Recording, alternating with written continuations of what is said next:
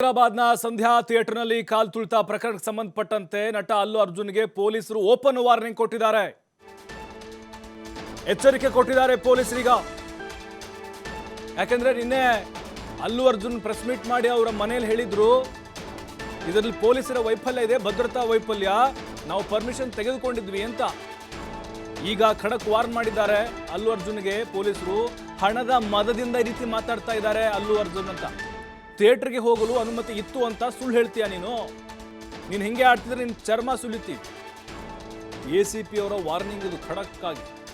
ನಿನ್ನ ದಾದಾಗಿರಿ ನಮ್ಮ ಹತ್ರ ನಡೆಯಲ್ಲ, ನಮ್ಮ ಹತ್ರ ಇಟ್ಕೋಬೇಡ ನಿಂದು. ಅಲ್ಲು ಅರ್ಜುನ್ಗೆ ACP ಸಬ್ಬತಿ ವಿಷ್ಣುಮೂರ್ತಿ ವಾರ್ನಿಂಗ್ ಅನ್ನು ಕೊಟ್ಟಿದ್ದಾರೆ. ನಿನ್ನೆ ಅಲ್ಲು ಅರ್ಜುನ್ ಪ್ರೆಸ್ ಮೀಟ್ ಅನ್ನ ಮಾಡಿ ರೇವಂತ್ ರೆಡ್ಡಿ ವಿರುದ್ಧ ಆರೋಪವನ್ನ ಮಾಡಿದ್ರು, ಮತ್ತೆ ಪೊಲೀಸರ ಮೇಲೆ ಮಾಡಿದ್ರು. ಇಲ್ಲ, ನಾವು ಪರ್ಮಿಷನ್ ತೆಗೆದುಕೊಂಡಿದ್ವಿ ಅಂತ ಹೇಳಿ. ಆಮೇಲೆ ಸದನದಲ್ಲಿ ಹೇಳಿದ್ರು ರೇವಂತ್ ರೆಡ್ಡಿ ಅವರು, ಇಲ್ಲ, ರೇವತಿ ಸತ್ತು ಮೇಲೂ ಕೂಡ ಮೂವಿ ನೋಡಿದ್ದಾರೆ, ಜೊತೆಗೆ ಪರ್ಮಿಷನ್ ತೆಗೆದುಕೊಂಡಿದ್ದಿಲ್ವಂತೆ ಇವರು ಅಲ್ಲು ಅರ್ಜುನ್. 2ನೇ ತಾರೀಕು ಡಿಸೆಂಬರ್ 2ಕ್ಕೆ ಅರ್ಜಿ ಸಲ್ಲಿಸಿದ್ರು. 3ನೇ ತಾರೀಕು ಪೊಲೀಸರು ಅದನ್ನು ತಳ್ಳಿ ಹಾಕಿದ್ರು ಕೂಡ ಅಲ್ಲು ಅರ್ಜುನ್ 4ಕ್ಕೆ ಥಿಯೇಟರ್ಗೆ ವಿಸಿಟ್ ಕೊಟ್ಟಿದ್ರಂತೆ. ACP ಈಗ ಸಬ್ಬತ್ತಿ ಏನಿದ್ದಾರೆ, ಸಬ್ಬತ್ತಿ ವಿಷ್ಣುಮೂರ್ತಿ ವಾರ್ನ್ ಮಾಡಿದ್ದಾರೆ, ನಿನ್ನ ಆಟ ನಮ್ಮ ಹತ್ರ ನಡೆಯೋದಿಲ್ಲ, ಹಣದ ಮದದಿಂದ ಈ ರೀತಿಯಾಗಿ ಮಾತಾಡ್ತಿದ್ಯಾ ನೀನು, ಸುಳ್ಳು ಹೇಳ್ತೀಯಾ ನೀನು, ಪರ್ಮಿಷನ್ ತೆಗೆದುಕೊಂಡಿದ್ವಿ ಅಂತ. ಕೆಲವು ಕಡೆಗಳಲ್ಲಿ ಸೋಷಿಯಲ್ ಮೀಡಿಯಾದಲ್ಲಿ ನಟ ಅಲ್ಲು ಅರ್ಜುನ್ ಅವರ ವಿಡಿಯೋಗಳು ವೈರಲ್ ಆಗ್ತಾ ಇದ್ದಾವೆ. ಅವತ್ತು ಆ ಸಾವು ಆದಮೇಲೂ ಕೂಡ ಅಲ್ಲು ಅರ್ಜುನ್ ಅವರು ಥಿಯೇಟರ್ ಒಳಗಡೆನೇ ಇದ್ದರು ಅಂತ, 2 ಅವರ್ ಅಲ್ಲೇ ಇದ್ದರು ಅಂತ. ಅದಾದ ಮೇಲೆ ಆ ಕಾರ್ ಮೇಲೆ ನಿಂತ್ಕೊಂಡು ಅಲ್ಲಿ ರೋಡ್ ಶೋ ಮಾಡ್ಕೊಂಡು ಹೋದರು ಅಂತೇಳಿ. ಇದೇನೆಂದರೆ ರಾಜಕೀಯ ನೆಲೆಗಟ್ಟಿನಲ್ಲಿ ಹೋಗ್ತಾ ಇದೆ. ಎಲ್ಲಿಂದ ಹೊತ್ಕೊಳ್ತು ಬೆಂಕಿ ಅಂದ್ರಿದು. ಅಲ್ಲು ಅರ್ಜುನ್ ಅವತ್ತು ಪುಷ್ಪ 2 ಸಕ್ಸಸ್ ಮೀಟ್ ಇತ್ತು. ಆ ಕಾರ್ಯಕ್ರಮದಲ್ಲಿ ಧನ್ಯವಾದ ಹೇಳ್ತಾ ಇದ್ರು. ಆವಾಗ ರೇವಂತ್ ರೆಡ್ಡಿ ಹೆಸರೇ ನೆನಪಾಗಲಿಲ್ಲ ಅವ್ರಿಗೆ. ಅದು ಬಹಳ ಆಕ್ರೋಶಕ್ಕೆ ಕಾರಣ ಆಯಿತು. ಹಾಗಾಗಿನೇ ಸರ್ಕಾರ ಅವರನ್ನು ಟಾರ್ಗೆಟ್ ಮಾಡಿದೆ ಅನ್ನುವಂಥ ಆರೋಪ ಅವರ ಅಭಿಮಾನಿಗಳದ್ದು, ಅಲ್ಲು ಅರ್ಜುನ್ ಅವ್ರದ್ದು. ಹಾಗಾಗಿ ಜೈಲಿಗೆ ಹಾಕ್ಸಿದ್ರು, ಕೇಸ್ ಮಾಡಿಸಿದ್ರು ಅಂತೇಳಿ. ಈಗ ಪೊಲೀಸರ ಮೇಲಿನ ಇವ್ರು ಹೇಳಿದ್ರು ಭದ್ರತಾ ವೈಫಲ್ಯ, ಇದು ಆಕಸ್ಮಿಕವಾಗಿ ಆಗಿದ್ದು, ಬೇಕು ಅಂತ ಉದ್ದೇಶಪೂರ್ವಕವಾಗಿ ಮಾಡಿದ್ದಲ್ಲ ಅಂತ ನಿನ್ನ ಕ್ಲಾರಿಟಿ ಕೊಟ್ಟಿದ್ರು. ಈಗ ACP ಖಡಕ್ ವಾರ್ನ್ కొట్టిದ್ದಾರೆ. వెళ్ళిపోయిన తర్వాత ఆయన కళ్ళలో నాకు ఎటువంటి పశ్చాత్తాపం కనిపించలేదు. నేను ఏమి సక్సెస్ మీట్లు పెట్టుకోలేను, ఈ 15 రోజుల నుంచి సక్సెస్ మీట్లు జరగట్లేదు అనే బాధ ఒకటి కనపడుతున్నది. నేను పోలేకపోతున్నా అనుకుంటున్నాడు తప్ప వారు చాలా సక్సెస్ మీట్లు అటెండ్ అయినరు.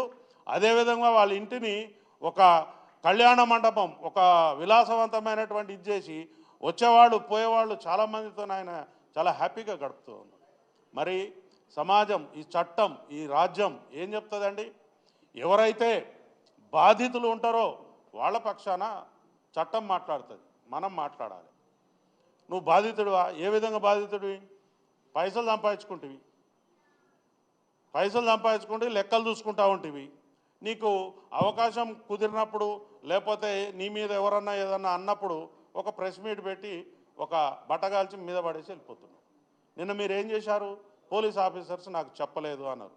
పోలీస్ ఆఫీసర్స్ చెప్పలేదు, నేను వెనక పంపిస్తే పోతావా?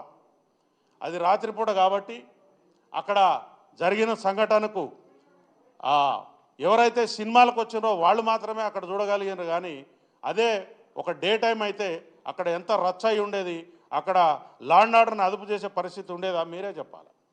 ఎందుకంటే అవాంఛనీయ సంఘటనలు జరుగుతాయి. ఇక్కడ జరిగిన వాడు బాధితుడు కాకుండా పక్కనోడు కూడా ఏదో ఒక పని చేసిపోతాడు. అంత చిన్న ఇరుకైన స్థలంలో ఇంతమందిని గ్యాదరింగ్ వద్దు అని చెప్పి మా పోలీసు వారు చెప్పిన తర్వాత కూడా, పోలీసు వారు ఎట్లా చెప్తారు సార్ అని మీరు అంటారు. ఒక అప్లికేషన్ నా దగ్గరికి వస్తుంది. ఆ అప్లికేషన్ మీద నేను ఎటువంటి రెస్పాన్స్ ఇవ్వకపోతే దాని మీద మీరు మాకు పర్మిషన్ వచ్చిందా లేదా అని కాగితం మీద రాపించుకుని తీసుకుపోవాల్సినటువంటి బాధ్యత ఎవరైతే నిర్వాహకుడు ఉంటాడో అతనికి ఉంటుంది. సింపుల్ విషయాలు. మనం ఒకళ్ళ ఇంటికి పోతాం, తలుపు కొడతాం, తలుపు తీయలేదని చెప్పి చక్కగా ఇంట్లో పోయి కూర్చుంటామా? నేను తలుపు కొట్టిన సార్ చాలాసేపు అడిగినా అని. నీకు ఒక బాధ్యత ఉంది, రెస్పాన్సిబుల్. అది పబ్లిక్ ప్లేస్. వెళ్ళిపోయిన తర్వాత ఆయన కళ్ళలో నాకు ఎటువంటి పశ్చాత్తాపం కనిపించలేదు. నేను ఏమి సక్సెస్ మీట్లు పెట్టుకోలేను ఈ 15 రోజులు